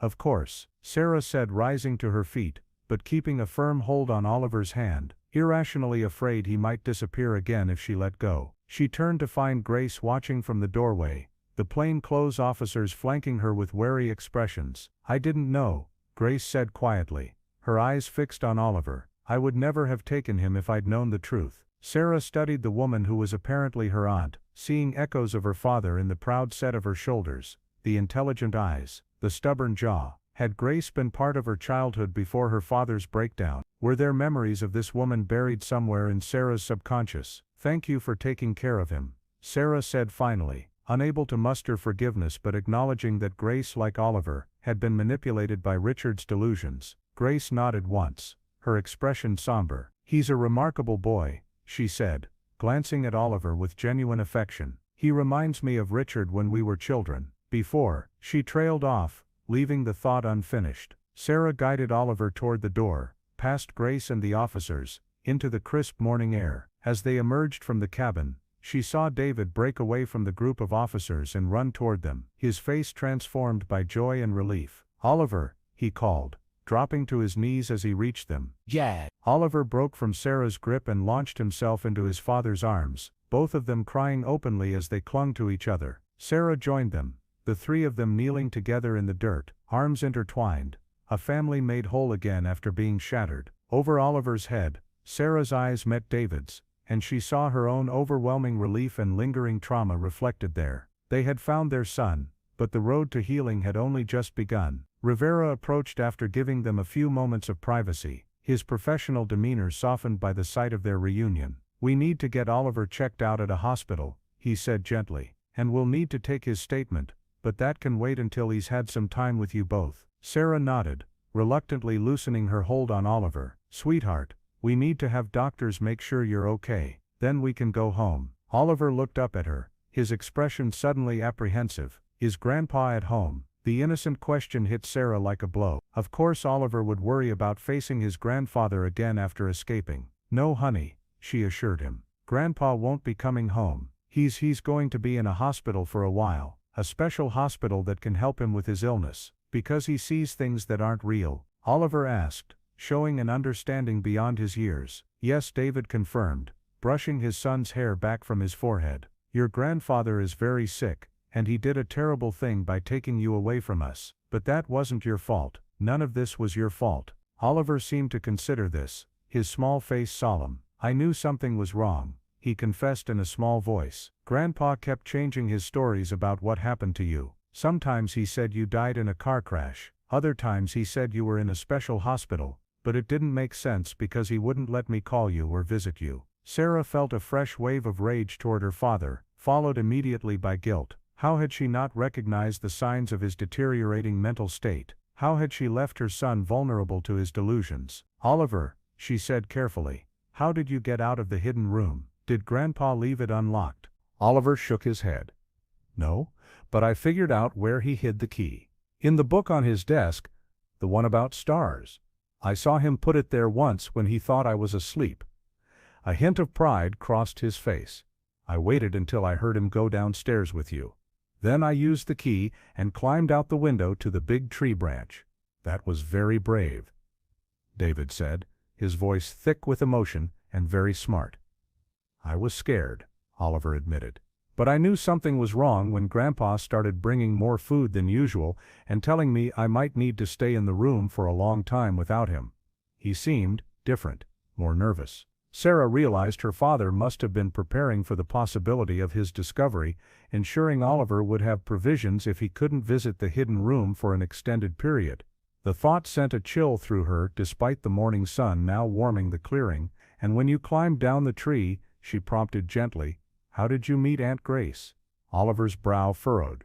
"She was waiting in a car near our house. She said Grandpa sent her to take me somewhere safe. She showed me a picture of her and Grandpa when they were kids, so I knew she was really his sister." He looked down, suddenly ashamed. "I shouldn't have gone with her. You always told me never to go with strangers, even if they say they know our family." "Oliver, look at me," Sarah said firmly, waiting until her son's eyes met hers. "You did the best you could in a very scary situation. You were trying to stay safe. I'm not angry with you. None of this was your fault." Rivera cleared his throat softly. "We should get going. There's an ambulance waiting to take Oliver to the hospital in Burlington. You can ride with him."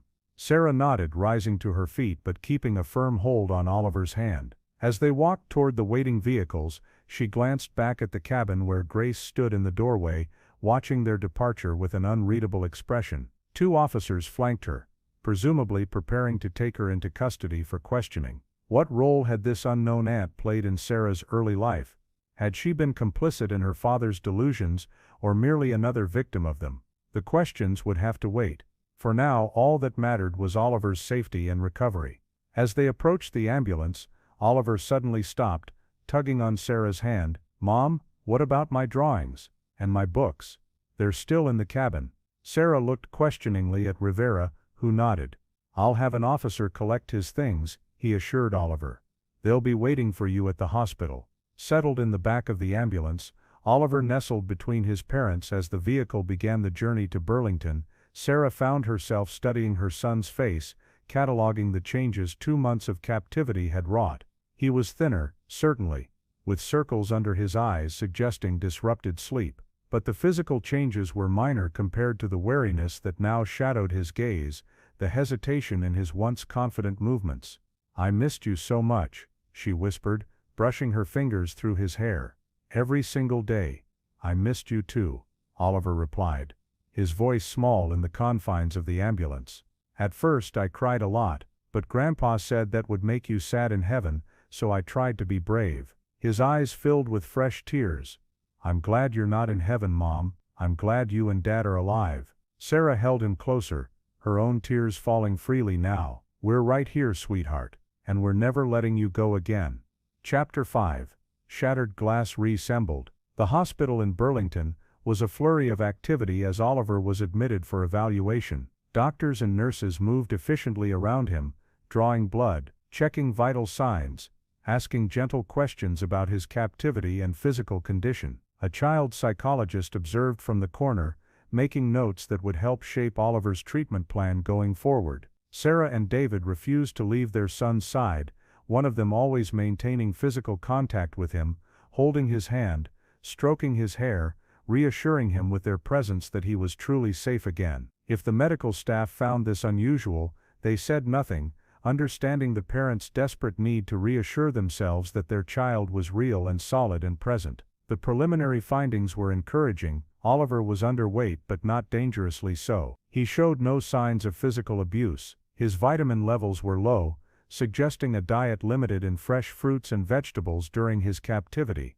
But the doctor's most serious concerns were psychological rather than physical. "Oliver has experienced a severe trauma," Dr. Lambert, the pediatric psychologist, explained to Sarah and David while Oliver napped in his hospital bed. Being separated from his parents, believing they were dead, living in confined isolation for 2 months, these experiences will have lasting effects. "Will he recover?" David asked, his surgeon's composure cracking to reveal the terrified father beneath. Dr. Lambert's expression was carefully neutral. "Children are remarkably resilient," she said.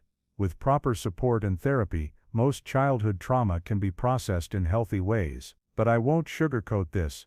Oliver will need extensive professional help, and so will both of you." Sarah nodded, acknowledging the truth in the doctor's assessment. The past 24 hours had shattered her understanding of her own life, her childhood, her father. She felt as if she were moving through fog, emotions too numerous and complex to process swirling around her. "There's something else you should be prepared for," Dr. Lambert continued, her voice gentle but firm. "Oliver may experience confusion about his grandfather. Despite what Richard did, Oliver spent 2 months with him as his only consistent human contact. It's likely he formed a bond with his captor, a phenomenon similar to Stockholm Syndrome." "You're saying he might miss him?" David asked, his expression horrified. "After everything Richard did, it would be a normal response," Dr. Lambert confirmed. Oliver's world was narrowed to that hidden room and his interactions with his grandfather. Richard provided food, comfort, companionship. From Oliver's perspective,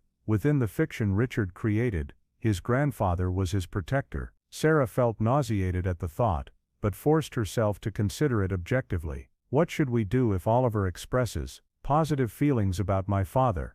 "Listen without judgment," Dr. Lambert advised. "Validate his feelings without reinforcing the lies he was told." It's a delicate balance, but denying Oliver's emotional experience will only complicate his healing process. As Dr. Lambert left to complete her assessment report, Sarah moved to the window of Oliver's hospital room, gazing out at the Vermont landscape. Lake Champlain glittered in the distance, the same view she must have seen as a child during those summers at the cabin, summers that now held a darker significance in light of her father's revelations. "I keep thinking about what we missed," David said quietly, joining her at the window. "All the signs that something wasn't right with Richard, the isolation, the secretiveness, the way he always wanted Oliver to himself." "I should have known," Sarah whispered, guilt washing over her again. "He's my father. If anyone should have recognized the symptoms returning, it was me." David turned her gently to face him.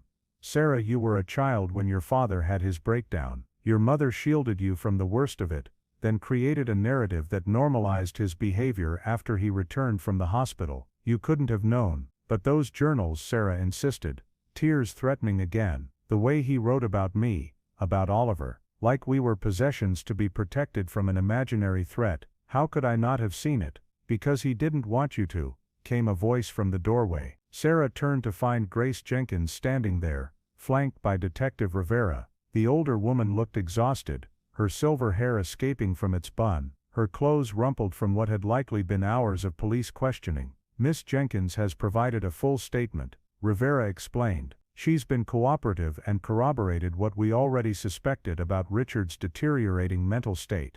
The prosecutor has decided not to file charges against her at this time, given the evidence that she genuinely believed she was helping a child in danger. Grace stepped hesitantly into the room, her eyes drawn to Oliver's sleeping form. How is he? She asked, her voice barely above a whisper. Physically, he'll be fine, David answered, his tone guarded. The psychological impact is harder to assess. Grace nodded, guilt evident in her expression. I never would have taken him if I'd known the truth. You have to believe that. Sarah studied the woman who was apparently her aunt, searching for any resemblance to herself, any hint of familiarity. Why didn't I know about you? She asked, finally. Why weren't you part of my life? Grace sighed heavily, moving to sit in one of the visitor chairs. It's a long story, Sarah, one your father made sure you wouldn't remember. I want to hear it, Sarah insisted, sitting across from Grace while David positioned himself protectively beside Oliver's bed. I need to understand what happened to my family.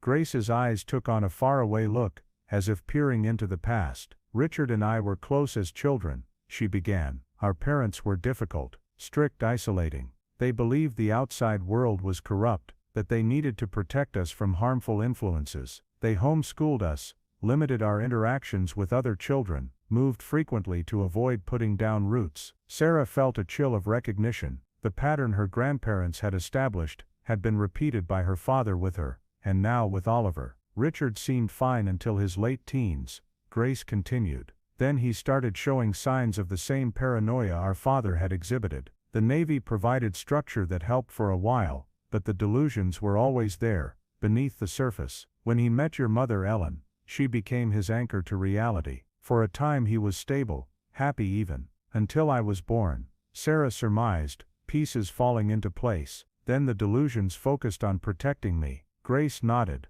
Ellen called me when you were about 5, desperate for help. Richard had become increasingly controlling, paranoid about your safety. He wanted to remove you from school, cut off Ellen's contact with her friends and family. She was terrified. So what happened? Sarah prompted when Grace fell silent. I convinced Richard to bring the family to our grandparents' cabin for a summer vacation. Ellen and I had arranged for a psychiatric intervention. When the doctors arrived, Richard became violent. They had to sedate him to transport him to the hospital. Grace's eyes filled with tears. He never forgave me for my role in what he saw as a betrayal. When he was released years later, he cut me out of his life completely. Told Ellen never to mention me to you. But you kept in touch with him somehow, David interjected. Otherwise he couldn't have contacted you about Oliver. Grace nodded. I wrote to him over the years, sent birthday cards, Christmas greetings. He never responded until 3 years ago, after Ellen died. He sent me a brief note with his new address, said he was living with his daughter and her family. It was the first contact in almost 20 years. Sarah tried to absorb this new information, this rewriting of her family history, and when he called about Oliver, he told me his grandson was in danger from people who wanted to harm him, that the boy's parents had died, and authorities were trying to place him in foster care where he would be abused. Grace looked down at her hands, twisting in her lap. It sounded outlandish, but Richard had always been paranoid about institutional care after his own experiences. I thought he was exaggerating the danger, but genuinely concerned for his orphaned grandson. So you agreed to take Oliver if anything happened to my father, Sarah concluded. Yes, Grace admitted. I told him to follow legal channels, to apply for guardianship properly, but he insisted there wasn't time, that they were closing in. She looked up, her eyes haunted. I never imagined he had kidnapped the boy from his own family, that he had constructed an elaborate delusion where his daughter was dead. I should have questioned him more thoroughly, should have insisted on speaking to authorities myself. Sarah wasn't ready to absolve Grace of responsibility, but she understood how her father's persuasive delusions could ensnare others. Hadn't she herself been blind to the signs of his deteriorating mental state? What happens now? She asked Rivera, who had been listening silently to Grace's explanation. Your father will undergo psychiatric evaluation, the detective replied. Given his history and the nature of his crime, it's likely he'll be committed to a secure psychiatric facility rather than prison. Miss Jenkins will be required to remain available for further questioning, but as I said, she's not being charged at this time. Sarah nodded, feeling hollow. The answers she had received raised only more questions about her childhood, her father, the family history that had been hidden from her. But those questions would have to wait. Oliver stirred in the hospital bed, his eyes blinking open to focus on her with momentary confusion before recognition and relief flooded his face. Mom, he called, his voice small and uncertain. Are you still here? Sarah moved immediately to his side, taking his hand in hers. I'm right here, sweetheart. Dad and I both are. We're not going anywhere. Oliver's gaze drifted past her to where Grace stood awkwardly by the door, his brow furrowed. Aunt Grace, are you in trouble because you helped me? Grace seemed startled by the direct question. No, Oliver, she said gently. The police understand that I didn't know the whole story. Oliver looked back at Sarah. Is she really my aunt? Grandpa said she was his sister, but he told lies about other things. Sarah hesitated, searching for the right words to explain the complicated truth. Yes, she is my father's sister, which makes her your great-aunt. I didn't know about her before because my father and she were estranged for many years. Oliver seemed to accept this explanation, though his expression remained troubled. Are we going home soon? He asked, changing the subject with a child's intuitive sense of when adults were uncomfortable. As soon as the doctors say you're ready, David assured him, smoothing his hair back from his forehead. Maybe tomorrow or the next day. Will Grandpa ever come home? Oliver asked, his voice small. Sarah and David exchanged a glance, silently debating how to answer. Finally, Sarah said, No, sweetheart. Grandpa needs to stay in a hospital where doctors can help him with his illness. It's not safe for him to live with us anymore. Oliver nodded, his expression reflecting a complex mixture of relief and sadness that broke Sarah's heart. Dr. Lambert had been right. Despite everything, Oliver had formed a bond with his captor, his grandfather. Navigating the conflicting emotions this created would be one of many challenges in the healing process ahead. As evening fell over the hospital, Grace took her leave, promising to be available if Sarah had more questions about their family history. Rivera departed as well, returning to Connecticut to oversee the ongoing investigation and the preparation of formal charges against Richard. Left alone with their son for the first time since his rescue, Sarah and David maintained their vigil on either side of his hospital bed, watching as Oliver drifted in and out of sleep. In the quiet moments between his waking, they spoke in hushed voices about the road ahead, the therapy Oliver would need, the decision about whether to return to their house with its traumatic associations, or make a fresh start elsewhere, the legal proceedings that would inevitably follow. Do you think he'll ever be the same? Sarah whispered, watching Oliver's chest rise and fall in sleep, his face peaceful for the first time since they'd found him. David considered the question seriously, his doctor's training and father's love warring in his expression. No, he said finally. None of us will, but that doesn't mean we can't heal, can't find a new normal. He reached across the bed to take her hand. We'll get through this together, as a family. Sarah squeezed his hand, drawing strength from his unwavering support. As darkness settled over the hospital room, she allowed herself to believe, for the first time since Oliver's disappearance, that there might be a path forward through the ruins of what had once been their perfect life. Chapter 6 Foundation Spring came late to Connecticut that year, as if nature itself had been holding its breath during the dark winter that followed Oliver's rescue. The crocuses were just beginning to push through the last patches of snow, when Sarah stood in the empty living room of their colonial, surveying the boxes stacked against the walls,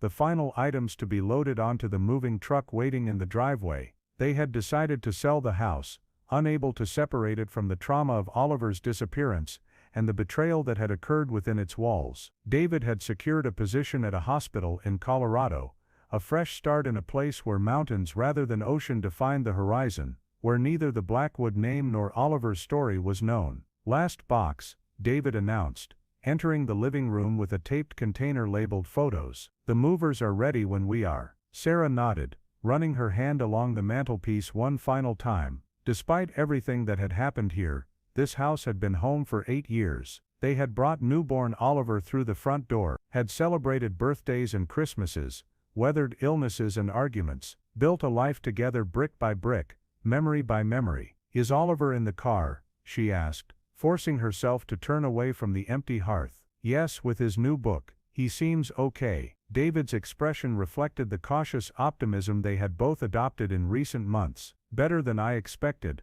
honestly." Sarah smiled faintly. Their son had indeed shown remarkable resilience over the winter of healing. The nightmares that had plagued him initially had gradually decreased in frequency. His sessions with Dr. Brennan, a child psychologist specializing in trauma, had helped him process the complex emotions surrounding his captivity and rescue. He still had difficult days, moments of clingy anxiety or unexpected anger, but the healing trajectory had been steadily upward. "We should say goodbye to Mrs. Maxwell before we leave," Sarah said, referring to their elderly neighbor who had been a constant source of support throughout the ordeal. She brought another batch of cookies for Oliver's road trip stash this morning. David nodded, but before they could move toward the door, the sound of footsteps on the front porch made them both tense. Even months later, unexpected visitors triggered an instinctive fear response. A knock at the door, then Detective Rivera's voice called through it. "Mrs. Blackwood, Dr. Blackwood." "It's Detective Rivera." Sarah exchanged a glance with David before moving to open the door. Rivera stood on the porch, looking much as he had the day he'd helped them find Oliver, steady, competent, compassionate.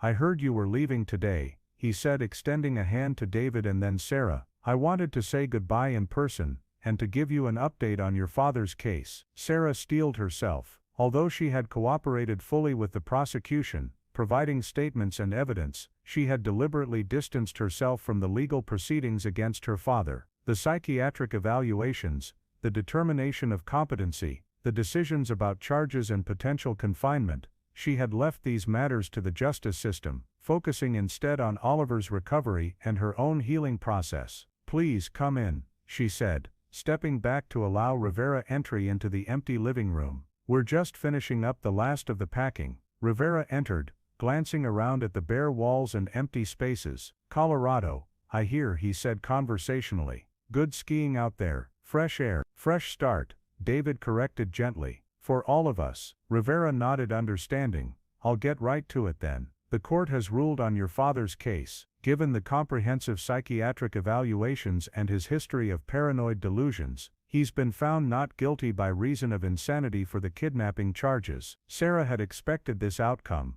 but hearing it confirmed still sent a complex wave of emotions through her. Relief that her father wouldn't face prison, guilt for feeling that relief, anger that his illness had once again altered the course of her family's life. "He'll be committed to Whiting Forensic Hospital," Rivera continued, referring to Connecticut's secure psychiatric facility. "The commitment is indefinite with evaluations every 6 months. Given his age and the severity of his condition, it's unlikely he'll ever be released." Has he asked about Oliver?" Sarah couldn't help asking, though she wasn't sure why it mattered. Rivera's expression softened. "He asks about him every time I visit, wants to know if he's safe, if he's happy. He seems to understand, at least partially, that what he did was wrong, though he still maintains he was protecting Oliver from undefined threats." Sarah nodded, unsure what to do with this information. In the months since Oliver's rescue, she had wrestled with her feelings toward her father, the man who had raised her, whom she had loved unconditionally, who had betrayed that love in the most fundamental way possible. She had not visited him, had not spoken to him since the day of Oliver's disappearance. The pain was still too raw, the betrayal too complete. "And Grace?" David asked, his arm going around Sarah's shoulders supportively. "Any charges against her?" "None," Rivera confirmed. "The prosecutor determined she had been manipulated by your father and had no knowledge of the kidnapping. She's returned to Vermont." He hesitated before adding, "She asked me to give you her contact information if you ever want to reach out. No pressure, of course." He extended a business card with Grace's details written on the back. Sarah accepted it automatically, though she had no immediate intention of contacting her newly discovered aunt. Perhaps someday, when the wounds were less fresh, she might want to learn more about her family history. But not now. "Thank you," she said, tucking the card into her pocket. "For everything. For finding Oliver, for understanding the complexity of the situation." Rivera nodded, his expression somber. "Cases like these are never black and white. Your father did a terrible thing, but his illness is real. That doesn't excuse his actions, but it does help explain them." He extended his hand again. "I wish your family the best in Colorado. Oliver is a remarkable boy. With parents like you two, he has every chance at a full recovery." After Rivera left, Sarah and David stood in silence for a moment, absorbing the finality of the detective's update. The legal chapter of their ordeal was closing. What remained was the longer, more nebulous process of emotional healing. "We should go," David said finally, picking up the last box. "It's a long drive to our first stop." Sarah nodded, following him through the front door, and pulling it closed behind her with a definitive click. The spring sunshine felt warm on her face as she crossed the yard to where their SUV was parked, Oliver visible in the back seat, absorbed in his book. As they pulled away from the house, Sarah didn't look back. Instead, she turned to watch her son's profile as they drove, his face intent on his story, occasional smiles flickering across his features as he encountered something amusing. In those moments of ordinary childhood concentration, she could almost forget the trauma that had nearly shattered their family. The road stretched before them, carrying them west toward new beginnings. Sarah reached for David's hand on the console between them, grateful for his unwavering strength throughout the ordeal. Together, they had weathered the unimaginable. Together, they would rebuild. Chapter 7, Echoes and Answers. 3 years later, the Blackwood family's home in Boulder, Colorado, bore no resemblance to the colonial they had left behind. Situated on 2 acres at the foothills of the Rockies, the modern, open-plan house featured walls of glass that welcomed the spectacular mountain views, creating a sense of expansiveness and freedom that had been deliberate in their choice. Sarah stood at the kitchen island, sorting through mail that had accumulated during their week-long camping trip in Yellowstone, bills, magazines, a postcard from David's parents in California. At the bottom of the stack, she found a thick envelope bearing the return address of Eastern State Hospital in Virginia. Her hand stilled, pulse quickening as she recognized the handwriting on the envelope. Grace Jenkins, her aunt. They had established a cautious long-distance relationship over the past 3 years. Occasional phone calls, birthday and Christmas cards, a few emails sharing family photographs. Sarah had been hesitant at first, still struggling to reconcile the discovery of a family member whose existence had been hidden from her for decades. But Grace had been patient, understanding, never pushing for more than Sarah was ready to give. This envelope, however, was different from their usual correspondence. Thicker, more formal somehow. "Mom, look what I made." Oliver's voice interrupted her thoughts as he bounded into the kitchen, now a lanky 9-year-old with sun-bleached hair and the perpetual scrapes and bruises of an active boy. He thrust a paper airplane toward her, intricately folded and decorated with marker designs. "That's amazing, sweetheart," Sarah said, setting aside the envelope to admire his creation. "Did you design this yourself?" "Dad helped with the fold pattern, but I did the decorations," Oliver explained, launching the plane across the kitchen with a practiced flick of his wrist. The aircraft executed a perfect arc before landing on the far counter. "See, it's totally balanced." Sarah smiled, her heart warming at her son's enthusiasm. 3 years of therapy, a new home, a new school, and the unfaltering support of both parents had worked wonders. Oliver still had occasional nightmares about the hidden room, still saw a therapist monthly, but the shadows that had haunted him after his rescue had largely receded. He was in most respects a normal, happy 9-year-old boy. "Where is Dad?" she asked, retrieving the plane and handing it back to Oliver. "In his office, doing boring hospital stuff," Oliver reported, making a face. "He said he'll be done in time for lunch, and then we can go bike riding on the new trail." Sarah nodded. "Why don't you go finish unpacking your camping gear while he works? I need to go through the mail." Oliver agreed readily, racing back upstairs with his plane. Sarah watched him go, marveling once again at his resilience, before returning her attention to Grace's envelope. She opened it carefully, finding several sheets of paper inside along with what appeared to be old photographs. The top sheet was a letter in Grace's neat handwriting. Dear Sarah, I hope this letter finds you and your family well. I've been thinking a lot about our last conversation, about your questions regarding your father's illness, and your family history. I recently visited Eastern State Hospital, where Richard was treated after his first breakdown, hoping to find some answers for both of us. The hospital's archives contained Richard's original medical records, which I've obtained copies of with his treatment team's permission. I believe they may help you understand the roots of his illness, and perhaps bring some closure to the questions that still haunt you. I've also included some family photographs I found while cleaning out my attic, pictures of your father and me as children, of your grandparents, of the cabin at Lake Champlain, where so many pivotal moments in our family's history occurred. Whether you choose to examine these materials is entirely your decision. I understand if it's still too painful to revisit the past, but I wanted you to have the option, to have access to the complete story that was hidden from you for so long. With love and respect, Grace. Sarah set the letter aside, her hands trembling slightly as she considered the remaining contents of the envelope. For 3 years, she had focused on moving forward, on rebuilding her family's life, on helping Oliver heal from his trauma. She had deliberately avoided dwelling on the past, on the questions that still lingered about her father's illness, and the family dynamics that had shaped her childhood. But the questions hadn't disappeared. They had merely been set aside, waiting for a time when she was strong enough to face them. Sarah, everything okay? David stood in the doorway, watching her with the quiet attentiveness that had been his hallmark throughout their ordeal and recovery. He could read her moods with uncanny accuracy, sensing when she needed space, and when she needed support. Grace sent some information, Sarah explained, gesturing to the envelope. About my father, medical records from his first hospitalization, family photographs. David moved to stand beside her, not touching the envelope, but offering his proximity as support. Are you going to look at them? Sarah hesitated. I don't know. Part of me wants to understand, to have the full picture, but another part wonders if it's better to leave the past buried. David considered this, his expression thoughtful. You know what Dr. Carson would say. Sarah smiled faintly. Dr. Carson, her therapist for the past 3 years, had a consistent message about unresolved trauma. It doesn't disappear just because we ignore it. I know, she admitted.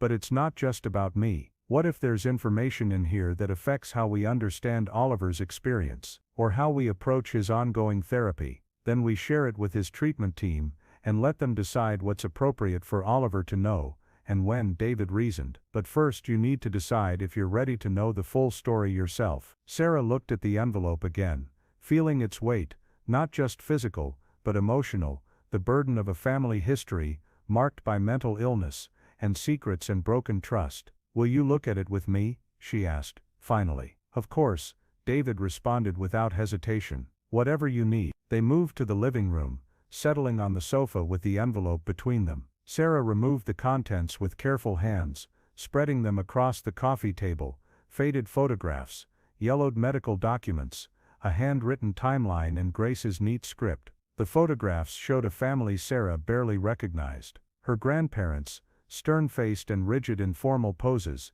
never smiling, never touching. Her father and Grace as children, solemn, watchful, with none of the exuberance typical of youth. The cabin by Lake Champlain, isolated, remote, surrounded by dense forest, that seemed to encroach on the small structure like a living thing. The medical records painted a devastating picture of generational mental illness. Her grandfather had been hospitalized twice for paranoid delusions, believing government agents were monitoring his family. Her father's first breakdown at 19 had followed the same pattern: paranoia, delusions of persecution, belief that only he could protect his loved ones from nebulous threats. Grace's timeline filled in the gaps of Sarah's fragmented childhood memories. The frequent moves, the increasing isolation as her father's delusions worsened, her mother's desperate attempts to maintain normalcy while seeking help for her husband, the intervention at the cabin when Sarah was 8. The years of separation while Richard was hospitalized and treated. My God, Sarah whispered, as the full picture emerged. It was happening right in front of me, and I never saw it. You were a child, David reminded her gently. And later you were a daughter who loved her father and saw what you expected to see, what you wanted to see. Sarah nodded, absently tracing the outline of her father's face in one of the photographs. The resemblance to Oliver was striking, the same solemn blue eyes, the same thoughtful expression. The recognition sent a chill through her. What if Oliver inherited it? She voiced her deepest fear, the one that had haunted her since learning of her father's diagnosis. What if this illness is in our genes, just waiting to emerge? David didn't dismiss her concern or offer false reassurances. Instead, he responded with the balanced perspective that had helped anchor them both during the darkest days of their ordeal. It's a possibility we have to be aware of, he acknowledged. But Oliver's doctors know his family history now, they're monitoring for any early signs, and even if he did develop symptoms someday, treatment options are far better now than they were when your father first became ill. We would catch it early, get him the help he needs before it progressed to delusions. Sarah leaned against David's solid warmth, drawing strength from his pragmatic approach. I should have visited him, she said quietly, guilt surfacing as it still sometimes did. Before he died, I should have gone to see him one last time. Richard had passed away 6 months earlier, a heart attack in his sleep at the psychiatric facility where he had been committed. Sarah had received the news with a complex mixture of grief, relief, and regret. She had declined to attend the funeral, unwilling to face the curious stares and whispered comments that would inevitably follow the daughter of the man who had kidnapped his own grandson. You made the choice that was right for you at the time, David said firmly. Richard understood that, according to his doctors, he knew the damage he had done was irreparable. Sarah wasn't so sure. In his more lucid moments during his confinement, her father had written her letters, rambling, apologetic missives that she had read but never answered. In the last one, received just weeks before his death, he had seemed almost clear-headed, acknowledging the harm he had caused while still insisting that his motives had been born of love, however misguided. I think I need to talk to Oliver, Sarah said suddenly, gathering the photographs and documents together. Not about everything, of course, but about his grandfather's illness. He's old enough now to understand that Grandpa's brain was sick, that it wasn't just bad behavior or meanness that made him do what he did. David nodded, though his expression was cautious. Dr. Brennan has been suggesting that for a while, she thinks it might help Oliver process his conflicted feelings about Richard. Sarah took a deep breath, steeling herself for a conversation she had been avoiding for 3 years. Will you be there too? I don't think I can do it alone. Of course, David said, squeezing her hand. We're in this together, remember? They found Oliver in his bedroom, sprawled on the floor, arranging his vast collection of dinosaur figures in what appeared to be a complex battle formation. He looked up as they entered, his face breaking into the easy smile that never failed to warm Sarah's heart. Hey buddy, David said, sitting on the edge of Oliver's bed. Mind if Mom and I talk to you about something important? Oliver's smile faded slightly, wariness flickering across his features. Despite 3 years of healing, of building trust and security, serious conversations still triggered a subtle anxiety response, a remnant of his trauma that might never fully disappear. Am I in trouble? He asked, setting down the T-Rex he had been positioning. Not at all, Sarah assured him, settling on the floor near his dinosaur arrangement.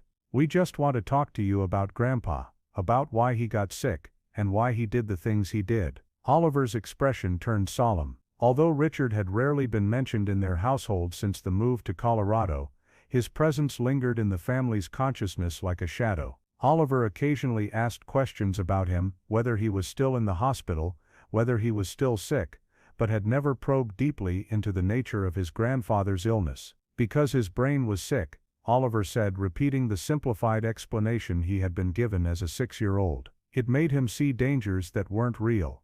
That's right, Sarah confirmed. But there's more to it than that. Your grandfather had an illness called paranoid delusional disorder. It runs in families sometimes, like how Grandma Maxwell has diabetes that she inherited from her parents. Oliver considered this, his gaze dropping to the dinosaur in his hand.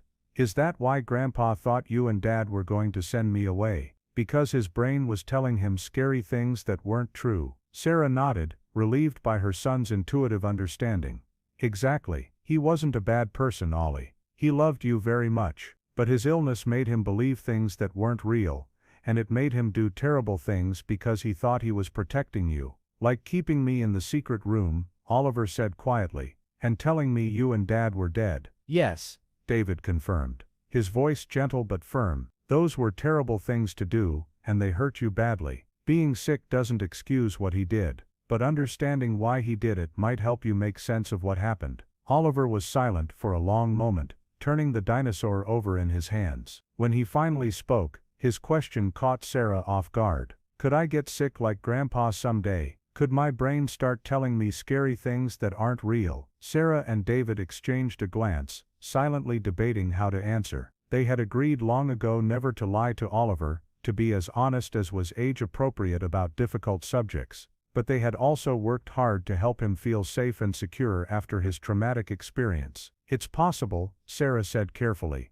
Grandpa's illness tends to run in families, but many people who have relatives with the illness never develop it themselves. And even if you did start to have symptoms someday, there are excellent treatments now that weren't available when Grandpa first got sick. Plus, David added, Mom and I are doctors. We know the early warning signs to watch for. If we ever saw those signs in you, we would get you help right away, before the illness could make you do harmful things. Oliver nodded, seeming satisfied with this explanation. Then he asked the question that had been hovering unspoken between them for months. Is that why Grandpa died? Because of his illness? Sarah took a deep breath. No, sweetheart. Grandpa died because his heart stopped working properly. It happens sometimes to older people, especially those who have been under a lot of stress. His brain illness didn't directly cause his death. Oliver's brow furrowed in concentration. Did he know he was going to die? No one knows exactly when they're going to die, David explained. But Grandpa was very old, and he had been sick for a long time. He probably knew he wouldn't live much longer. Was he sad at the end? Oliver persisted. Was he alone? Sarah felt tears welling in her eyes, touched by her son's empathy for the man who had caused him such trauma. The doctors said he was peaceful when he died, she said truthfully. And he had nurses and caregivers with him at the hospital, so he wasn't alone. Oliver seemed to process this information, his expression cycling through several emotions before settling on a sort of solemn acceptance. I'm glad he wasn't alone, he said finally. Even though he did bad things, I wouldn't want him to be alone at the end. Sarah reached out to smooth her son's hair, her heart overflowing with love for this remarkable child who could find compassion for his captor, who could understand complexity beyond his years. That's a very kind thought, Ollie. Oliver shrugged, turning his attention back to his dinosaurs. Can I finish setting up my dinosaur battle now? The T-Rex is about to defeat the entire Velociraptor army. Sarah laughed, grateful for the resilience of children, their ability to process difficult information, and then return to the business of childhood, without missing a beat. Of course, Dad and I will go start lunch. Bike ride after, right? Oliver nodded enthusiastically, already lost in his prehistoric warfare scenario. Sarah and David exchanged a smile as they left his room, both recognizing the gift they had been given, a son who was healing, growing, thriving despite the trauma of his early years. In the hallway, David pulled Sarah into a gentle embrace. He's going to be okay, he murmured against her hair. We all are. Sarah nodded against his chest, allowing herself to believe it fully for perhaps the first time since Oliver's rescue. They had survived the unimaginable, had rebuilt their lives from the shattered pieces of betrayal and trauma, had emerged stronger, more compassionate, more conscious of the preciousness of every moment together. That evening, after Oliver was asleep, Sarah sat at her desk in the home office she shared with David, a blank piece of paper before her. After a moment's hesitation, she began to write. Dear Grace, thank you for sending the family records and photographs. They've helped me understand so much about my father's illness and our family history. David and I talked with Oliver today about his grandfather, explaining as much as seemed appropriate for a 9-year-old. He took it remarkably well, asking thoughtful questions and showing compassion I wouldn't have thought possible, given what he endured. I've been thinking about your invitation to visit Vermont this summer. Oliver has been asking to see the real mountains in the east. Apparently the Rockies aren't enough for him. Perhaps we could spend a few days at the cabin on Lake Champlain. It's time to reclaim that place from the shadows of the past, to create new healing memories there. Let me know if that would work for you, and thank you again for helping me piece together the puzzle of our family. It brings a certain peace to finally understand where we came from, even if that understanding comes with its share of pain. With love, Sarah. She sealed the letter in an envelope, addressing it to her aunt in Burlington. Tomorrow she would mail it, taking another step in the journey of healing that had begun 3 years ago in the hidden room behind her father's bookcase. Outside her window, the Colorado night spread vast and star-filled over the mountains. Sarah stood for a moment, gazing up at the constellations her father had once taught her to recognize, Orion, Cassiopeia, the Big Dipper pointing faithfully to the North Star. Despite everything, those were good memories, untainted by what came later. She thought of Oliver, sleeping peacefully down the hall, free from nightmares for nearly 6 months now. Of David, working late in the hospital's surgical wing, saving lives with his skilled hands and compassionate heart. Of their home, their community, the life they had built from the ruins of betrayal and trauma. They had survived. More than survived, they had found their way back to joy, to trust, to love. The echoes of the past would always be there, rippling through their lives in ways both subtle and profound. But they were no longer defined by those echoes. They had written their own story, one of resilience and healing and hope. Sarah turned from the window, switching off her desk lamp before heading to bed. Tomorrow would bring new challenges, new opportunities for growth. She was ready to face them, stronger now for having confronted the shadows of her past. In the darkness of their Colorado home, the Blackwood family slept peacefully, the hidden rooms of their history finally illuminated, the ghosts of the past laid to rest at last. Epilogue. 5 years later, 14-year-old Oliver Blackwood stood at the edge of Lake Champlain, skipping stones across its glassy surface with practiced precision. Each stone bounced 4, 5, sometimes 6 times before disappearing beneath the water, leaving concentric ripples that spread outward until they dissipated against the shore. Behind him, the cabin that had once been a place of family trauma had been transformed. Fresh paint, new windows, flower boxes bursting with geraniums, all signs of the healing that had occurred in the 8 years since his rescue. This was their 3rd summer visit to Vermont, each trip easier than the last, as new memories gradually overlaid the old. "Oliver," his mother called from the cabin porch, "lunch is ready." He turned, waving acknowledgement before sending one final stone across the water, 7 bounces, his new record. As he walked back toward the cabin, he passed his great-aunt Grace, now in her mid-70s but still spry, tending to her vegetable garden with single-minded focus. "Nice technique," she commented, nodding toward the lake. "Your aim has improved since last summer." Oliver grinned. "Dad and I practiced at the reservoir back home. He still can't beat me though." Grace chuckled, brushing dirt from her gardening gloves. "Your grandfather had a good arm too when we were children. Used to win all the stone skipping contests at summer camp." Oliver nodded, comfortable now with casual mentions of the grandfather he had once feared. The years of therapy, of open family discussions, of gradually integrating the traumatic past into a cohesive narrative of his life, had allowed him to develop a nuanced understanding of Richard Jenkins. Not a monster, not a saint, but a deeply troubled man whose illness had driven him to terrible acts, despite his genuine love for his family. Inside the cabin, his parents were setting the table for lunch,